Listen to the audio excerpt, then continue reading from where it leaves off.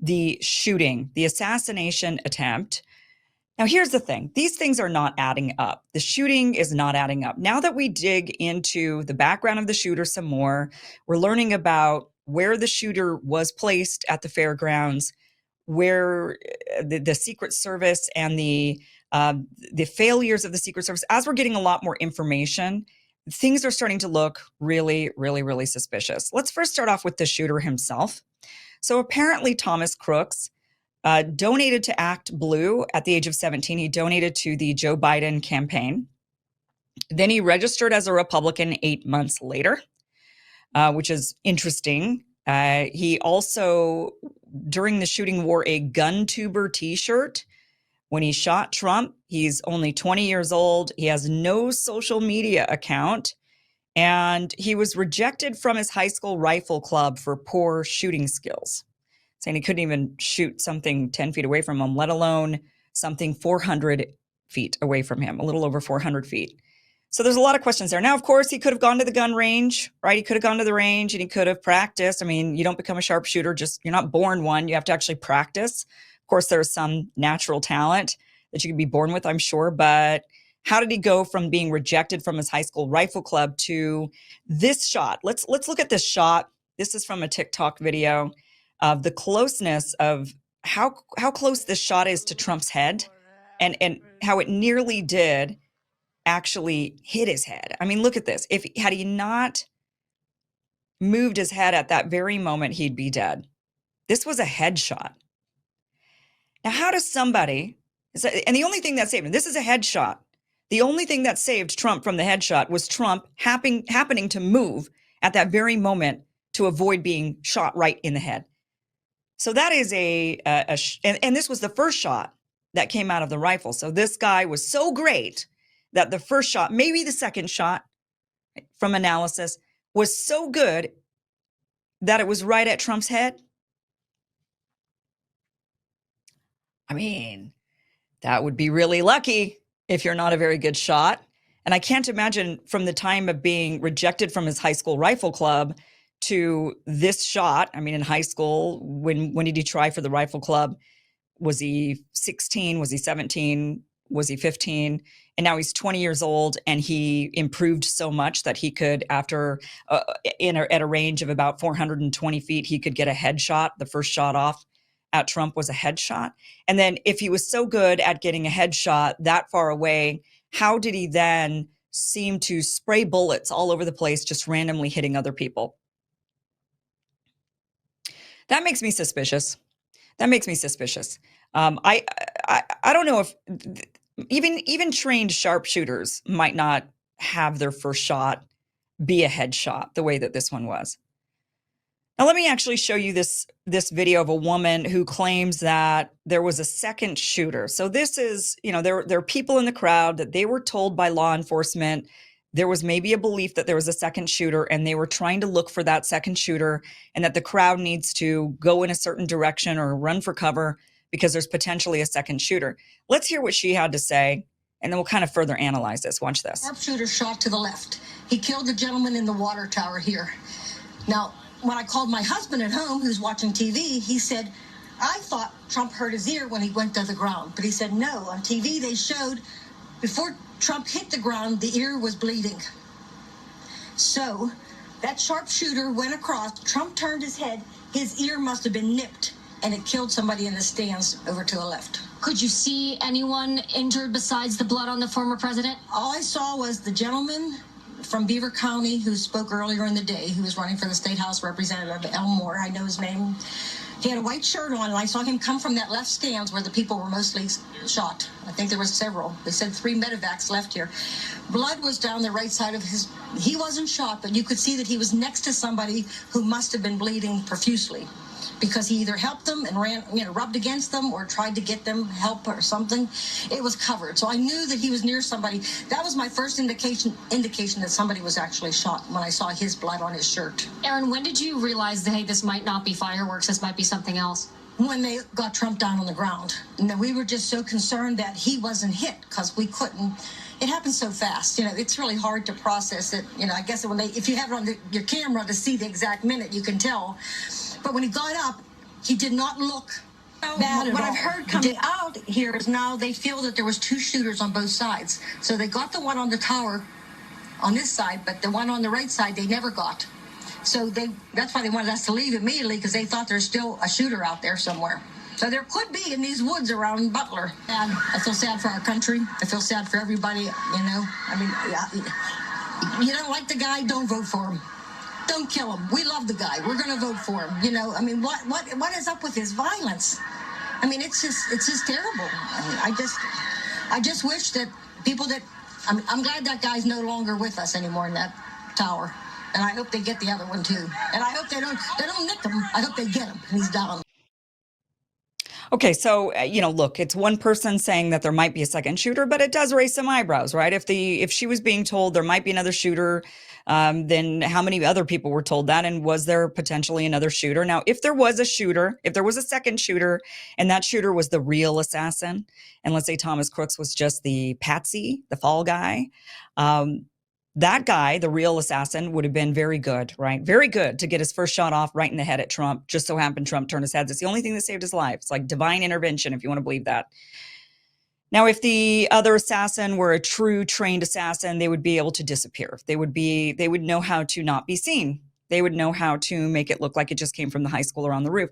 Let's actually look at the imagery of the shooting. This is an overhead aerial image here. So you can see that there's the staging right there in that center area, the seating and Trump on stage.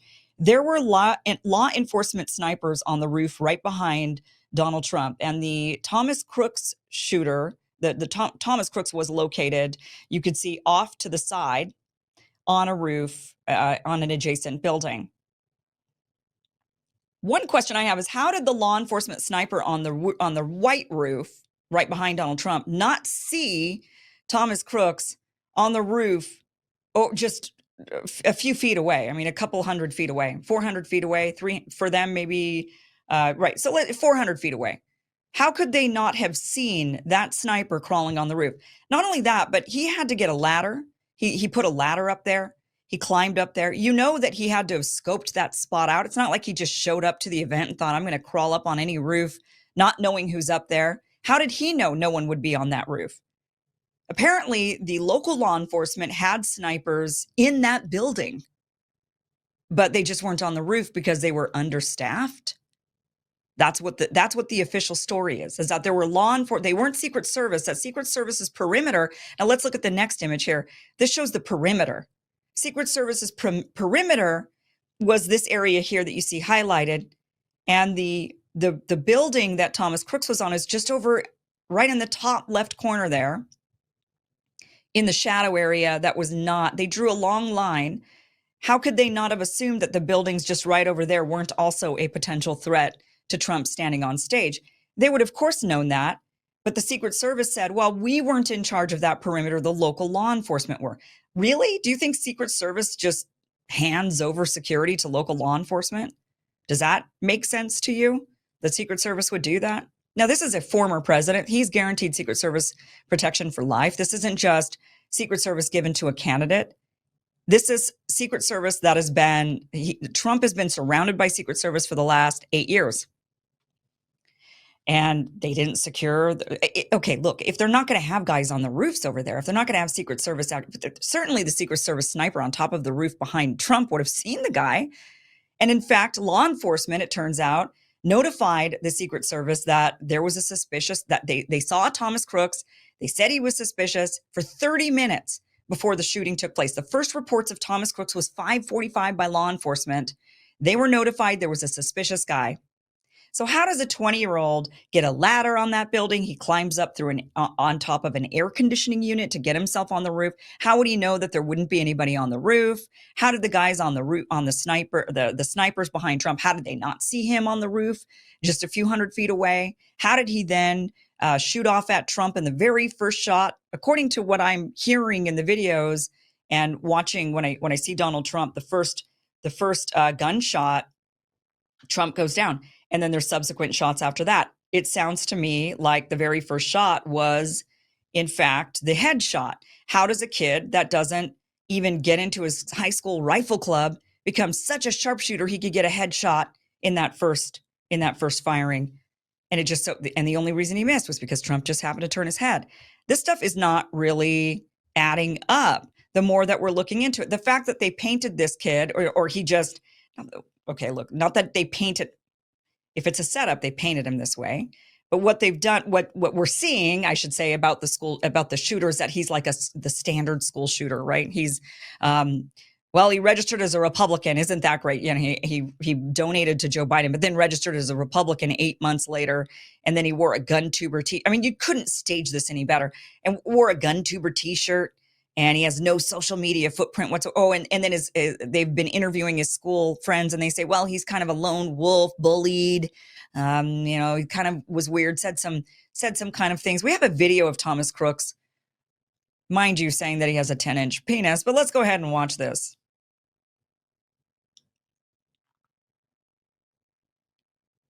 We're going to pull it up here in just a second. I think we have it. We might not have that right this second. We're gonna look for that.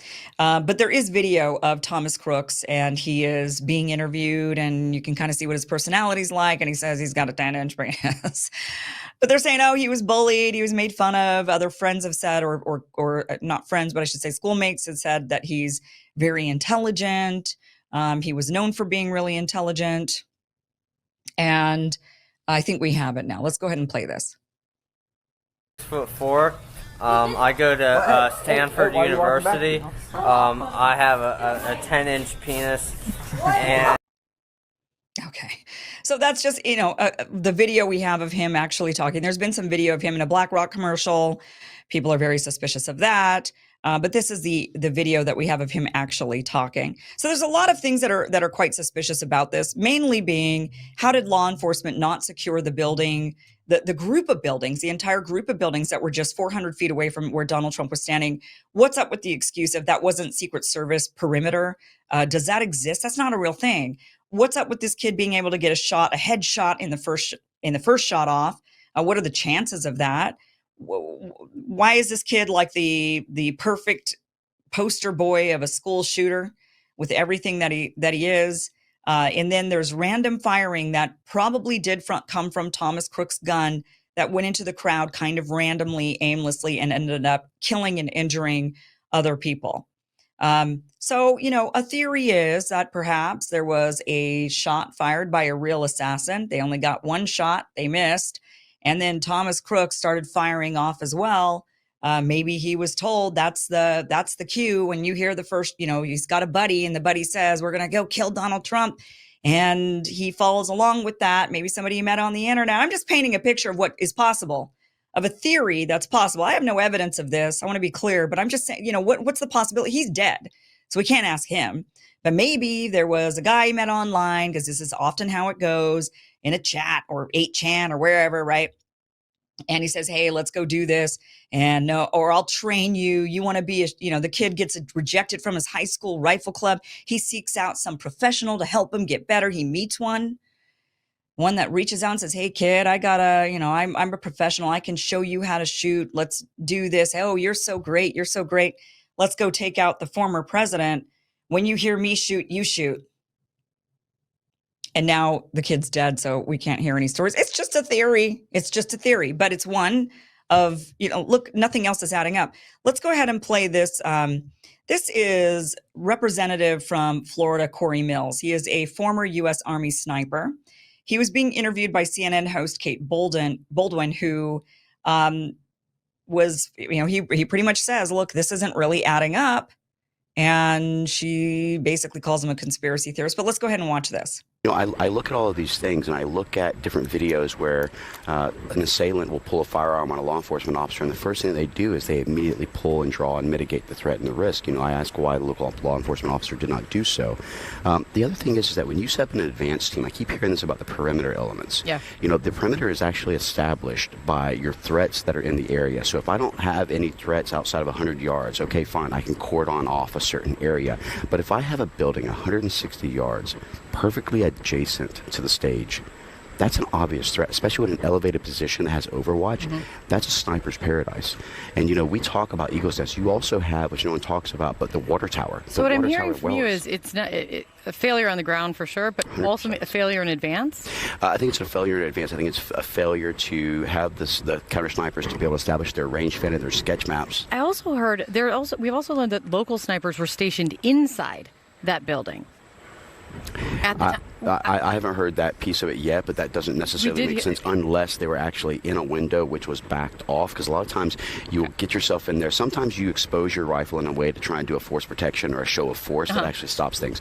Others are actually more tactical where they'll sit back a little bit, but a sniper for the law enforcement is only trained to shoot about 75 yards, unlike your counter sniper teams that are on set. But here's my problem. In having done this for so long, they always say the adage of ignorance is bliss, and I think that's true. I've done thousands of advances. I've done thousands of counter sniper operations with our teams in Iraq and Afghanistan, etc.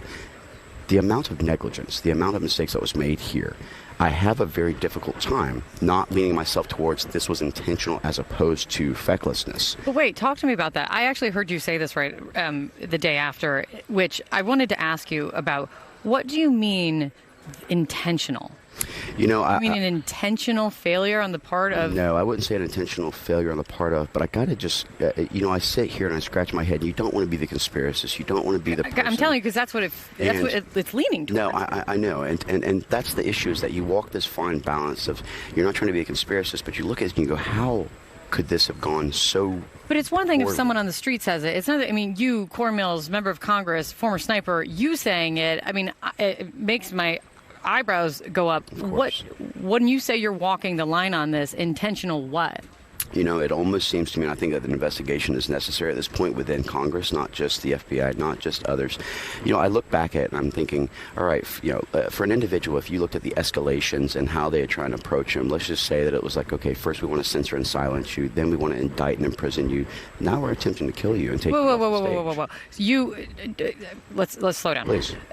I'm hearing two things from you. I don't want to jump ahead of things, but I'm also hearing you jumping ahead of things. Well, actually, I'm just looking at all the different possible capabilities. One of the things as a military member, one of the things as a person who's run in the special operations communities before, one of the people who's actually done this is that you look at all potential analysis, right? Donald Trump and his team have said, do not, no, I agree. Dial it back. Do not blame this on Joe Biden. Oh, well, actually, I didn't say Joe Biden, to be completely Who's the clear. they then? Let's be very specific. Well, that's what the investigation has to do. Was it local law enforcement that had made the mistakes, or was there something to it? Was there other types of things that we need to be analyzing or looking at and providing analysis? My point is that when something's so significant, you're talking about something that hasn't happened in decades, right? I totally... But my point is this.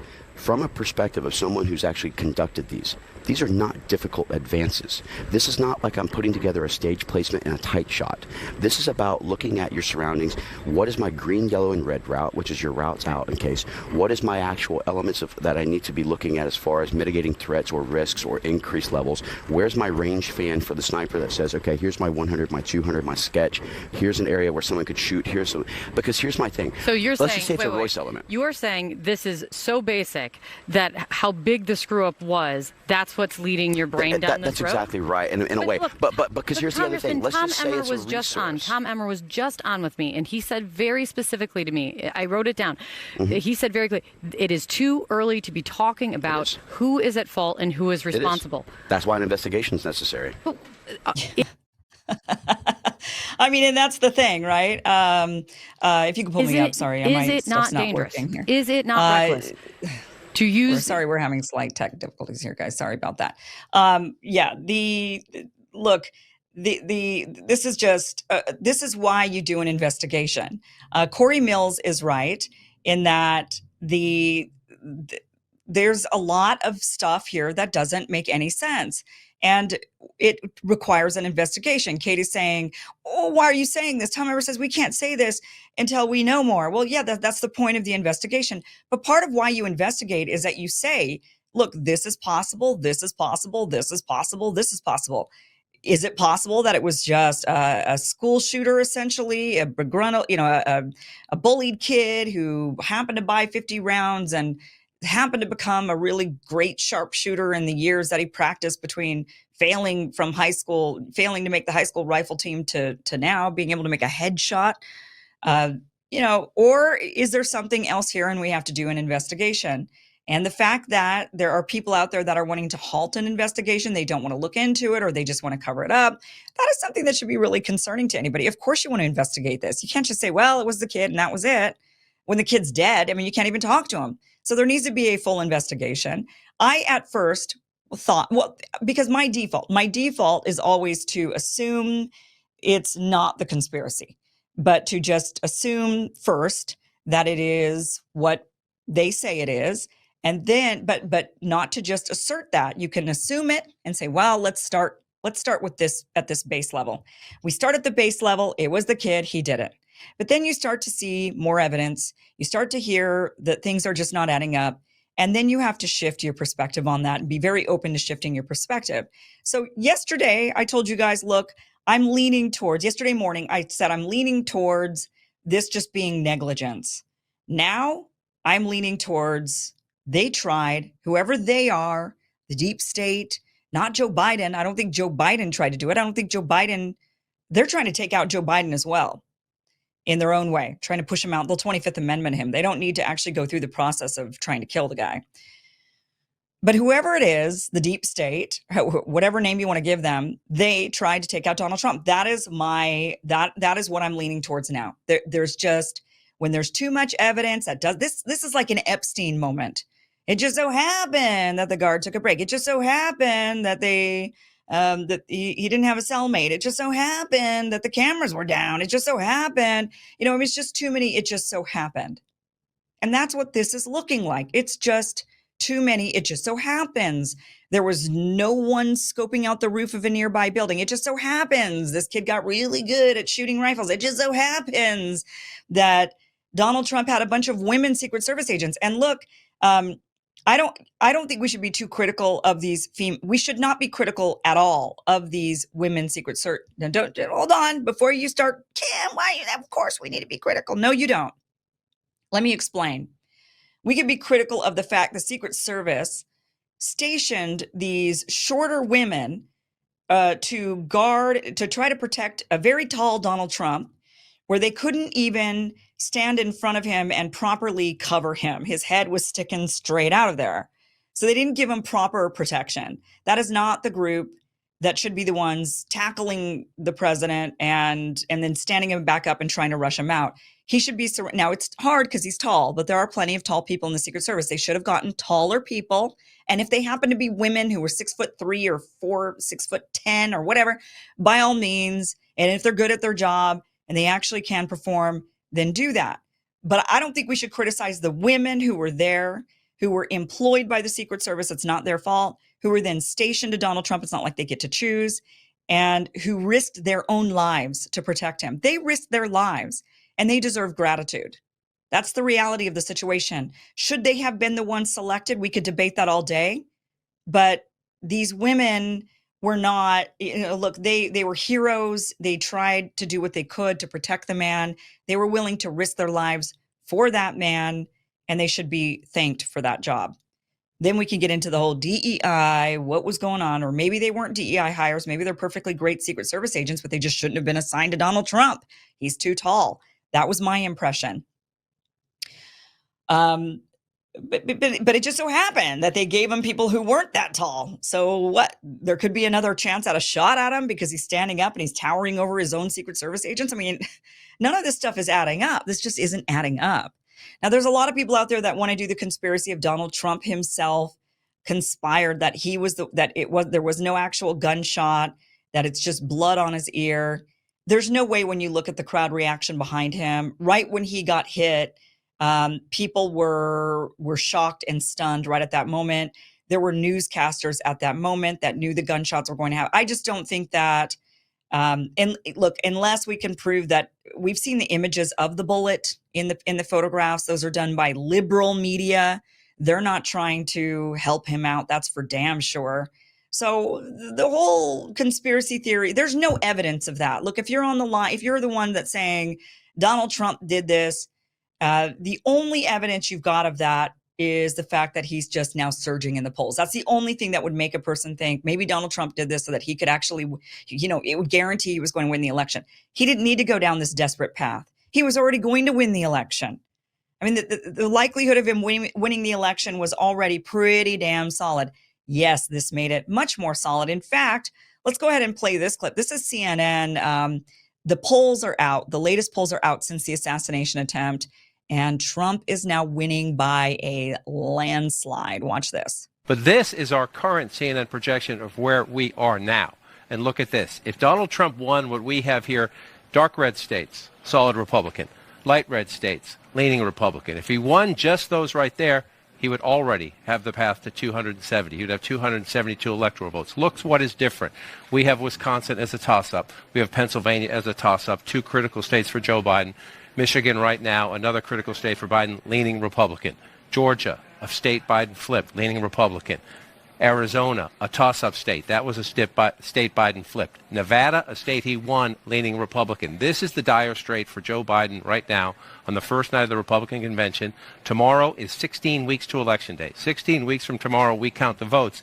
It is tough to change a map like this in that amount of time. And here's why Democrats are so worried, why so many Democrats are saying, Mr. President, please reconsider and get out of this race. Because right now, Trump is leading here. And Trump is leading here, narrowly, but he's ahead in those states. Trump is leading here. That's 312 electoral votes. Trump is leading in this Nebraska congressional district. Let me change it that way. Nebraska does it by congressional district. That's 313 electoral votes. And Democrats are warning that Trump may not be well ahead. It may still be margin of error. It might be a tie. But right now, Trump is competitive here. That's blue Virginia. That's blue New Hampshire. So the warnings to the White House are Donald Trump could conceivably, if the current dynamics in the race hold, get 330 or more electoral votes. That's what they believe. Yeah, I mean, he's winning by a landslide. I just want to look this up real quick. After the last time there was an attempt on a sitting or former president, an actual an actual shooting. There's been other attempts on George W. Bush. There was an attempt on Obama, but they were more like plots that were thwarted. They didn't actually get to them. They didn't make it that far. They just say, oh, we thwarted a plot. Who knows if that would have actually gone on. But the last time there was an actual real attempt was against Ronald Reagan. That was 43 years ago. And I want to say that after I saw this on social media, so I'm not 100% sure if it's true. So he became president in what year? 1980 was when he first became president, right? Well, he won by practically a landslide in 1980 against Jimmy Carter. Carter only won, like 5 states, if that. 6. Oh, he won 6 states plus Washington, D.C. Ronald Reagan won 44 states. But after the attempted shooting of Ronald Reagan, let's see what we end up with in 1980. Yeah, Mondale. Now, it could be that just Walter Mondale might not have been very popular. Reagan might have just... but anyway, he only lost 1 state after that. 1 state and 1 state only, and that was Minnesota and D.C. He did lose D.C. also because D.C.'s the blue swamp, right? So Trump now... So I don't know. I mean, looking actually at the 1980 map and looking at the 1984 map, I'm not 100% certain how much that the attempted assassination had on him. And actually, when was his attempted assassination? I should have looked this up before I got on air here, but I decided to. It was just coming to my mind as I was thinking, so I wanted to bring it up. Let me see. When was the assassination attempt? Who knows in the crowd? Go ahead and shout it out, because I can hear you. Okay, let's see. The assassination attempt on Ronald Reagan was. Oh, it was really early on. So right after he took office? Really? 1981, March 30th of 1981? Whoa, okay.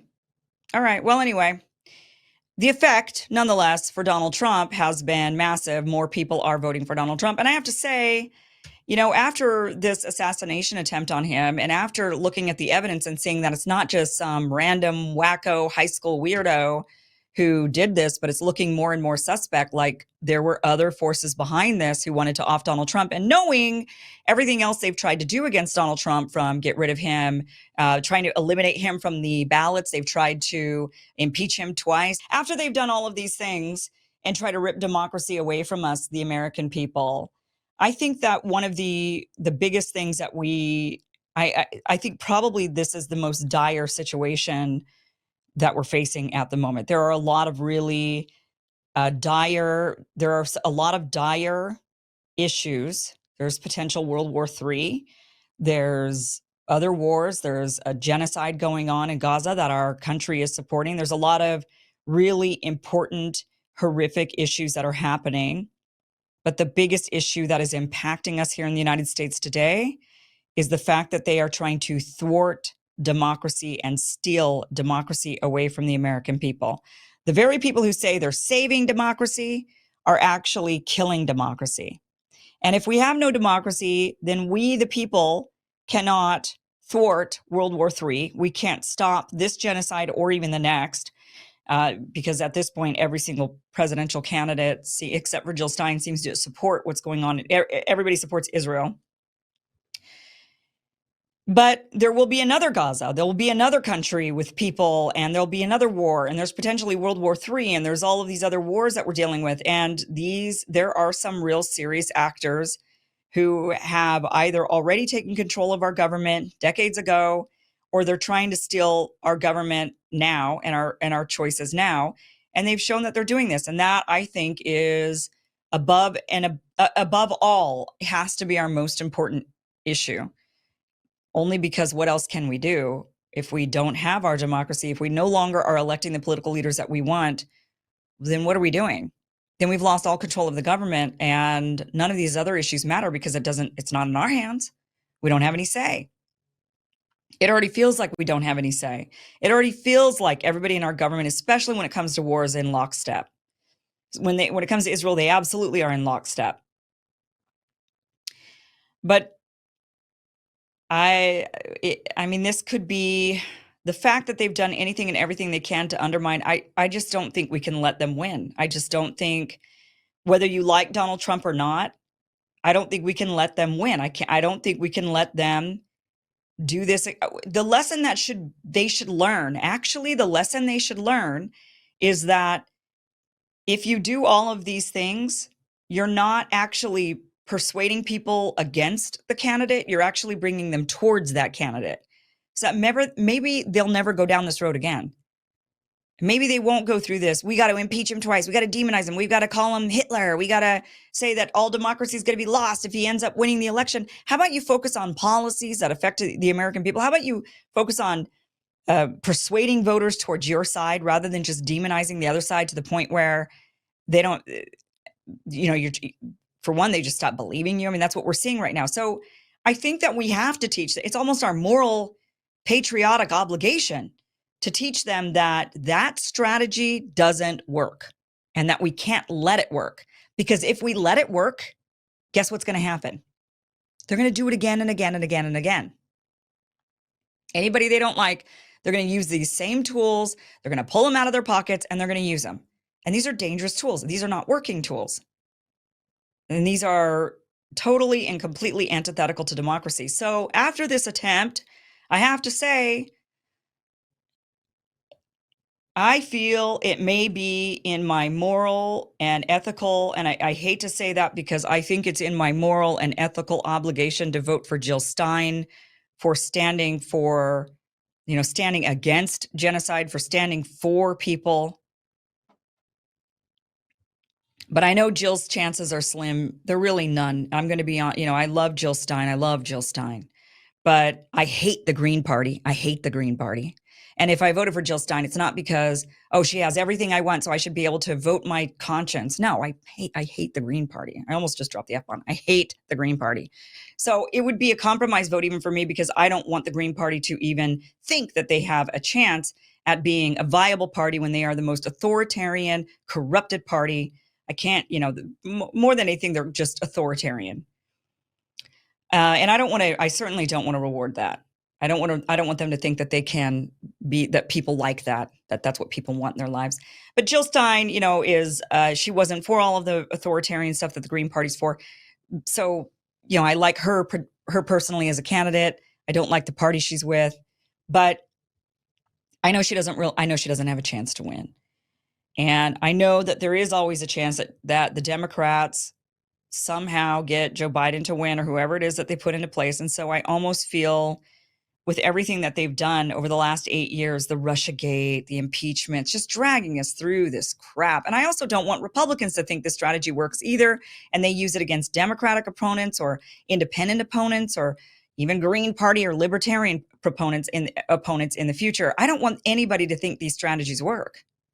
I think that this is reeling us into Banana Republic territory, and certainly a demise of our democracy. And we're already really hanging by a thread when it comes to our democracy. I don't know how much we actually have anymore.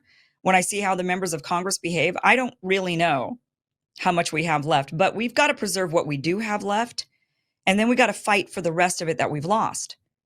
But we can't give all of it up. If we give all of it up, then we have to fight for all of it back. So I almost feel like it's a moral obligation to vote for the guy. Even if I don't like, even if there's things I don't like about there's plenty I, dislike about Donald Trump's personality or whatever. But my main issue is is Israel. That's a big issue because they've clearly co-opted our politics, our government. They've somehow very cleverly, give them credit, very cleverly on their part, they've been able to infiltrate and have a complete grip on our government. But we can work on that prong later. That is one that people are starting to wake up to that. We're finally starting to see the tide turn, and we're starting to see people who otherwise would have never known or said anything. Now they're starting to say, wait a minute, how much power does Israel have? Why can't we criticize them? Why is that illegal? Why are they passing laws so that we can't criticize? Why does every single politician go to Israel and pray at the Wailing Wall? Why are they all in? Why is there no robust debate on that one country and that one country only? We have robust debate about Russia, Ukraine. We have robust debate about China. We have robust debate about, I wouldn't say robust debate. I mean, most people are just all in on war and politics, but we at least have some debate. But when it comes to Israel, there's nothing, zero debate. And so, look, people are waking up to that. And that, I think, is an issue that we will start to solve because people are waking up to that issue. Just like people woke up in 2016. I remember when Donald Trump was calling the mainstream news the fake news media. I was shocked.